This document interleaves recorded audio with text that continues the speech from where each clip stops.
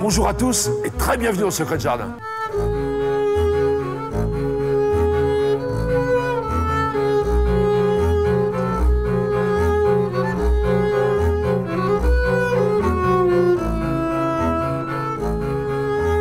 L'éclat et l'intensité des couleurs du poinsettia m'ont inspiré un petit dérapage poétique.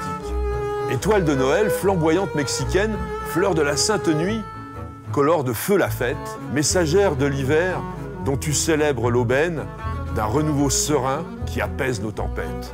Dans le langage des fleurs, le poinsettia exprime la passion et la noblesse, mais c'est aussi le message d'un très joyeux Noël.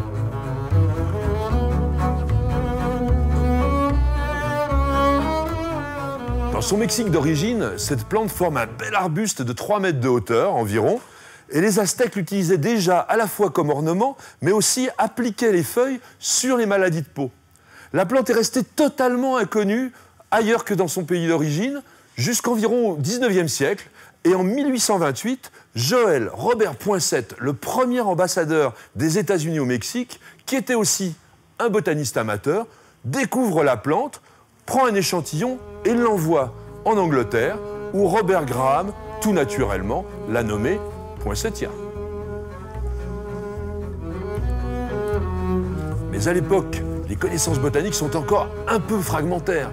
Et en 1834, Carl Ludwig Willdenow, un célèbre botaniste allemand de l'époque, découvre que la plante a des caractéristiques bien particulières d'une euphorbie, et il change le nom pour Euphorbia pulcherrima, l'euphorbe magnifique. C'est vrai qu'elle est superbe, non? Le genre Euphorbia, qui a donné son nom à la famille des Euphorbiacées, est un des plus polymorphes du monde végétal. On compte environ 2000 espèces qui sont réparties pratiquement dans le monde entier et qui ne se ressemblent pas du tout. On a ici une euphorbe qui vient d'Afrique du Sud, on dirait un cactus, bien sûr notre poinsettia.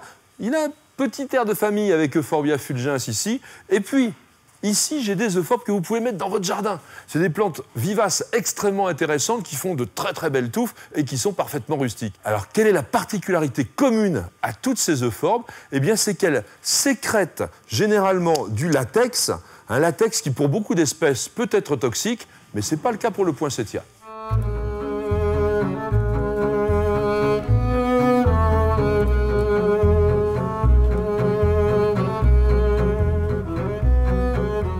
Des euphorbes recèlent bien des surprises. Par exemple, celle-ci est réputée éloigner les taupes, c'est pourquoi on l'appelle l'herbe à taupe, Euphorbia latiris.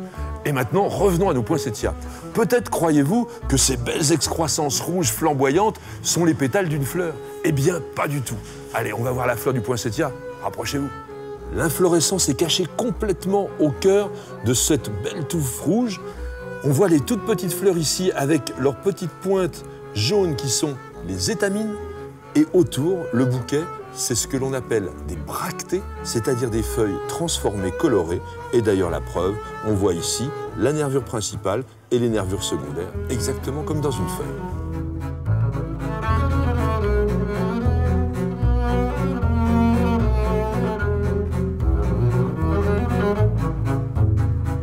Si vous désirez aller au-delà du rouge Père Noël, le poinsettia vous propose une infinité de couleurs. Je vous en propose un kaléidoscope.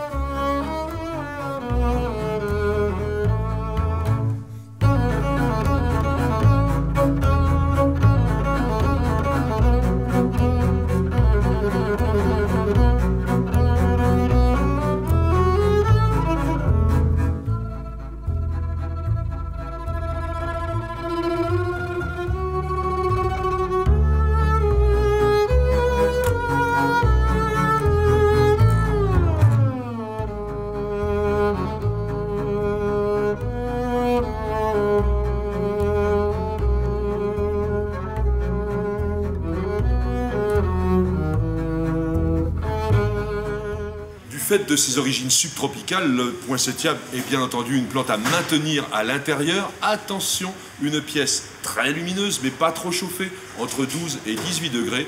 Et dernier petit conseil, surtout ne jamais trop l'arroser. Portant les noms très évocateurs de étoile de l'amour, feuille peinte, flamme mexicaine et même plante homard pour sa couleur, le poinsettia est au Mexique la florée des Noche Buena. Alors permettez-moi de me joindre à lui pour vous souhaiter un très beau et très joyeux Noël.